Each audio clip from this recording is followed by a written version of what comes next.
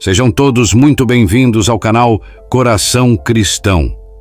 Ao fazer a sua inscrição e compartilhar os nossos vídeos, você estará ajudando a semear o Evangelho, além de levar a palavra de Deus àqueles que possam estar precisando de conforto. Deixe seu nome nos comentários e a cidade de onde você está nos assistindo e nós vamos orar por você. Que o Senhor Deus nos abençoe e nos guarde. Amém.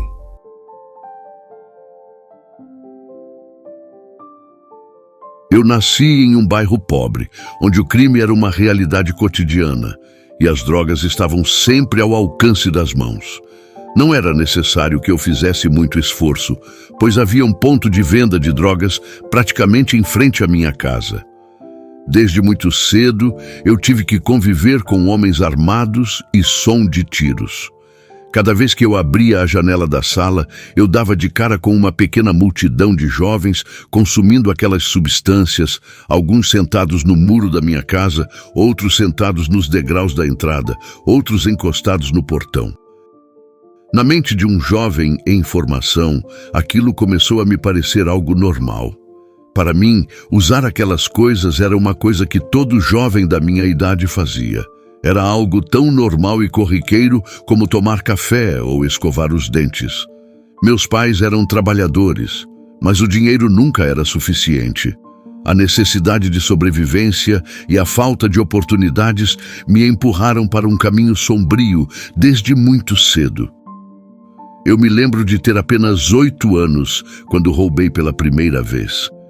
Era uma barra de chocolate de uma pequena mercearia, mas aquele ato, aparentemente insignificante, foi o início de uma jornada que quase me destruiu.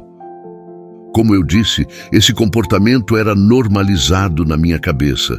Se eu via alguma coisa na televisão que eu não podia comprar, então eu roubava. Estranhamente, eu acreditava que essa era uma forma torta de justiça social. A única forma que um pobre como eu tinha para morder uma fatia da riqueza que os outros ostentavam era essa: tomar para si e pronto. Eu sentia que o mundo me devia aquela porção que meus pais não tinham condição de me dar. Durante a minha infância, a escola nunca foi uma prioridade. Eu era constantemente expulso das aulas por causa do meu comportamento. A educação não parecia ter relevância para a minha vida. Em vez disso, as ruas me chamavam, com suas promessas de dinheiro fácil e respeito rápido. Antes dos meus 12 anos, eu já estava envolvido em pequenos furtos com alguns garotos do bairro. O sentimento de poder e a adrenalina do perigo eram viciantes. Nossas vítimas eram as crianças das escolas particulares. A gente as cercava nos pontos de ônibus ou na saída das escolas onde elas estudavam. Era mais seguro escolher as vítimas da nossa faixa de idade, pois quando nos juntávamos, elas não conseguiam escapar e a gente levava tudo delas. Depois, começamos a atacar os velhinhos na saída dos bancos. Tudo muito fácil, tudo muito simples. Os que eram iguais a nós atacávamos em bando. Os velhinhos lentos e sem reflexo, quando se davam conta que haviam sido atacados, nós já estávamos longe. Conforme os anos passavam, minhas atividades criminosas evoluíram. Aos 14 anos, eu fui preso pela primeira vez por roubar um carro. O instituto onde eu fiquei preso era um lugar duro, mas, ao contrário de me assustar, ela me tornou mais implacável. Eu fiz amizades lá dentro, contatos que me ajudariam a me aprofundar ainda mais no mundo do crime quando saí. Aos 16 anos, eu estava totalmente imerso em uma vida de tráfico de drogas, roubos armados e disputas por território. Não havia espaço para arrependimento ou misericórdia. A vida me endureceu a ponto de eu não sentir nada pelas minhas vítimas, contanto que meus objetivos fossem alcançados.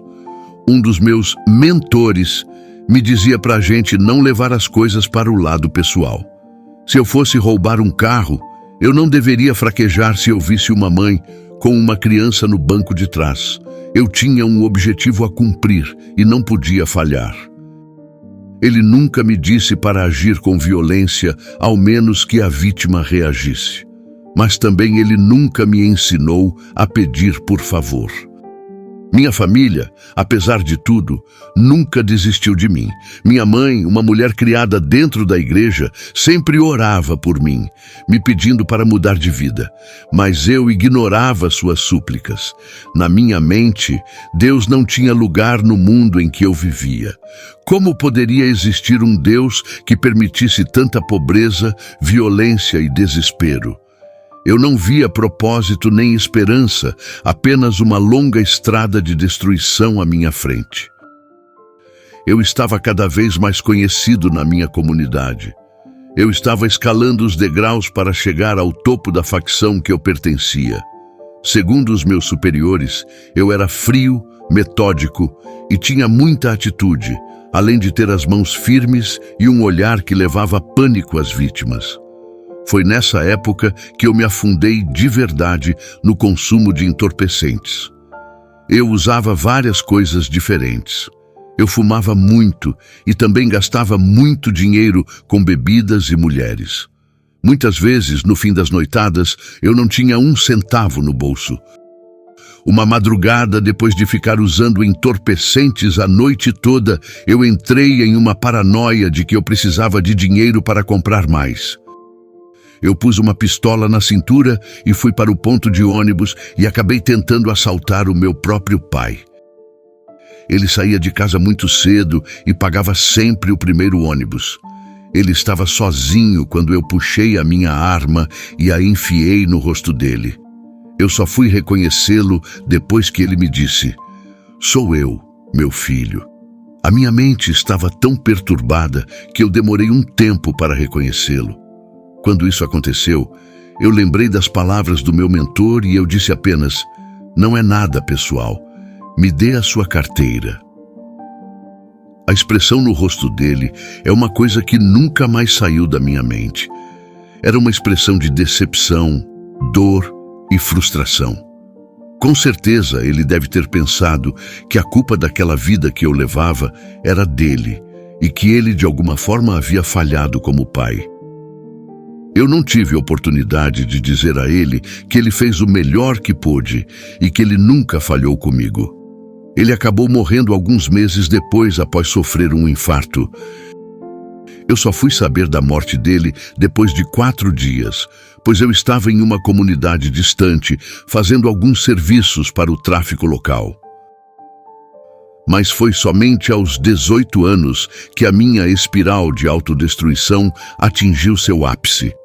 Eu me envolvi em um tiroteio com uma facção rival. Eu levei 2 tiros, um no ombro e outro no estômago. Naquele momento, deitado em uma poça do meu próprio sangue, eu senti a vida escorrer pelas minhas mãos. O que eu havia feito da minha vida? Todas as minhas escolhas, minha raiva, meu ódio, tudo estava se voltando contra mim. Eu fui levado às pressas para o hospital, onde os médicos lutaram para me salvar. Eles conseguiram, mas não sem me dar um aviso sombrio. Se eu continuasse com aquele estilo de vida, eu não sobreviveria por muito mais tempo. Depois daquele incidente, algo dentro de mim começou a mudar. Eu estava com medo, mas mais do que isso, eu estava cansado. Cansado de sempre correr, sempre lutar, sempre tentar sobreviver. Minha mãe, com sua fé inabalável, continuava a orar por mim e a insistir que eu buscasse ajuda. Pela primeira vez, eu comecei a pensar que talvez houvesse algo mais para mim, algo além daquela existência miserável. Um dia, depois de uma noite particularmente difícil, de muito consumo e desespero, eu fui caminhando até a beirada de um barranco muito alto. Alguns jovens se escondiam ali para usar as mais diversas substâncias, e poucos notaram que eu estava caminhando bem em direção à beirada. Todos ali estavam muito mais preocupados com a sua própria destruição para perceber o que eu estava prestes a fazer.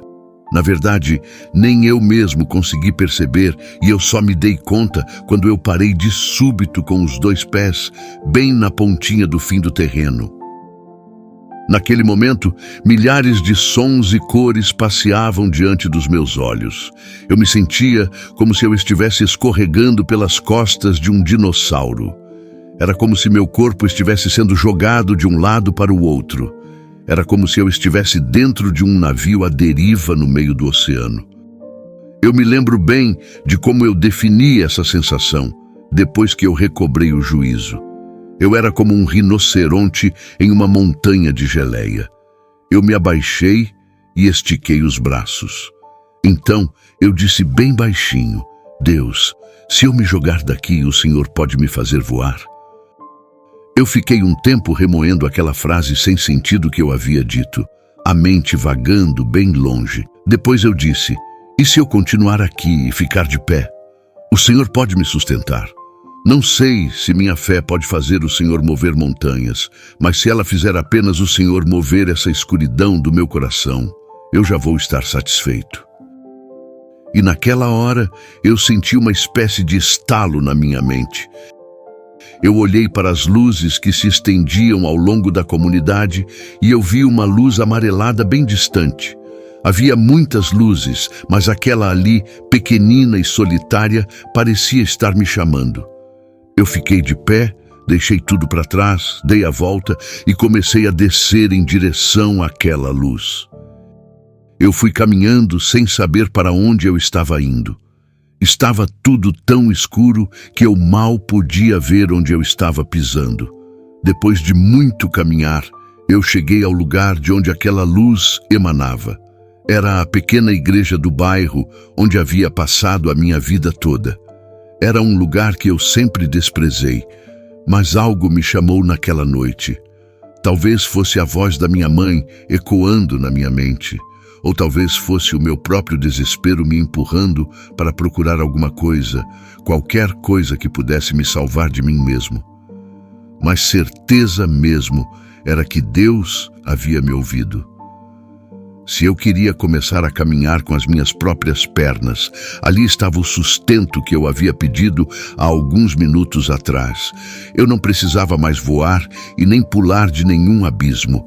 Ali estava a luz para os meus olhos e o alimento que me sustentaria de pé. Quando eu entrei na igreja, eu fui recebido por um grupo de pessoas que não me conheciam, mas que imediatamente começaram a orar por mim. Eles não me julgaram, não me rejeitaram. Eu me senti envolvido por um calor que eu não conhecia, algo que me acalmava e trazia uma paz que eu nunca havia experimentado antes. Naquele momento, eu comecei a chorar. Todo o peso das minhas escolhas, toda a dor que eu causei e que carreguei dentro de mim, desabou sobre mim. Eu me senti pequeno, indefeso, mas também senti algo mais. Eu senti esperança. O pastor veio até mim e, com uma voz suave, perguntou se eu queria aceitar Jesus em minha vida. Eu não sabia o que aquilo significava realmente, mas algo dentro de mim gritava para que eu dissesse sim. E eu disse. Foi uma decisão simples, mas foi o começo de uma transformação profunda. Foi maravilhoso se sentir abraçado. Foi maravilhoso se sentir acolhido, protegido e amado. O amor de Deus, quando penetra no seu coração, não te deixa sentir falta de mais nada nesse mundo. Nos meses que se seguiram, eu frequentei aquela igreja regularmente. Aprendi sobre o amor de Deus, sobre o sacrifício de Jesus e sobre como eu podia ser perdoado por tudo o que havia feito. Isso foi difícil para mim no começo, porque eu carregava muita culpa e vergonha. Como alguém como eu poderia ser digno de perdão? Mas com o tempo, eu comecei a entender que o amor de Deus é incondicional, que Ele me amava apesar dos meus erros e que havia um propósito maior para a minha vida. Eu abandonei todas as coisas que me faziam mal. Eu deixei para trás as amizades que me puxavam de volta para a escuridão. Foi um processo doloroso, cheio de tentações e recaídas, mas eu tinha encontrado uma força maior que me ajudava a continuar. A cada dia, eu me aproximava mais de Deus, e a cada dia, eu sentia minha vida mudar. Os sonhos que eu tinha enterrado sob anos de destruição começaram a ressurgir. Eu queria ser alguém que pudesse ajudar os outros, alguém que pudesse dar aos jovens a esperança que eu nunca tive. Com a ajuda da igreja, eu voltei a estudar. Eu completei o ensino médio e, com muito esforço, consegui ingressar em uma faculdade. Estudar era um desafio, porque meu histórico escolar era um desastre, mas eu estava determinado. Deus me deu a força para seguir em frente, para não desistir quando as coisas ficavam difíceis. E, mesmo com muitas dificuldades, eu me formei em serviço social. Agora, como assistente social, eu trabalho com jovens em situação de risco, muitos deles passando pelas mesmas coisas que eu passei. Agora eu posso entender suas dores, toda a raiva e o desespero, porque eu já estive no lugar deles. Mas também posso lhes mostrar que existe um caminho diferente, um caminho de luz e esperança. Meu testemunho é uma prova viva de que ninguém está além da redenção, que Deus pode pegar até as vidas mais quebradas e transformá-las em algo belo. Deus me deu a oportunidade de mostrar a esses jovens um outro lado da vida que eu não tive a sorte de conhecer. Eu criei e me dediquei a realizar vários projetos sociais, como escolinhas de futebol, vôlei, ginástica, além de oficinas de teatro, desenho e música. Essa é uma receita que é bastante simples e que sempre dá resultado. O jovem precisa ter contato com o extremo oposto da violência a que ele foi fadado a conviver no seu dia a dia. Ocupar a sua mente com atividades saudáveis e com a palavra de Deus é a melhor forma de afastar os pensamentos destrutivos. Hoje, eu sou casado e tenho uma família maravilhosa. Eu nunca imaginei que eu poderia ter uma vida tão cheia de amor e de alegria. Minha esposa é minha companheira de fé e juntos criamos nossos filhos no amor de Deus. Eu realizei todos os meus sonhos e até mais do que eu poderia imaginar. Deus me deu uma segunda chance e eu sou eternamente grato por isso. Eu não sou perfeito e ainda enfrento desafios, mas agora sei que não estou sozinho. Tenho Deus ao meu lado, me guiando e me fortalecendo. E tenho um propósito claro: ajudar os outros a encontrar a mesma redenção e paz que eu encontrei. Se minha história pode ajudar alguém a evitar os erros que eu cometi, então todo o meu sofrimento não foi em vão. Esse é o meu testemunho. Uma jornada de escuridão para a luz, uma transformação completa que só foi possível através do amor e da graça de Deus. Se você está lendo isso e sente que sua vida não tem saída, eu quero que saiba que sempre há esperança. Deus está esperando por você, pronto para te acolher e transformar sua vida como fez com a minha. Basta você dar o primeiro passo e aceitar o amor que Deus tem para lhe oferecer. Se você se sentiu tocado por esse testemunho, compartilhe com seus amigos para que a palavra de Deus chegue a quem esteja precisando. Lembrando que se você está precisando de oração, escreva seu nome completo nos comentários que nós vamos orar por você. E se você quer enviar o seu testemunho para ser lido no canal, é só utilizar o e-mail que está na descrição do vídeo. Muito obrigado a todos pela atenção e que Deus nos abençoe e nos guarde sempre. Amém.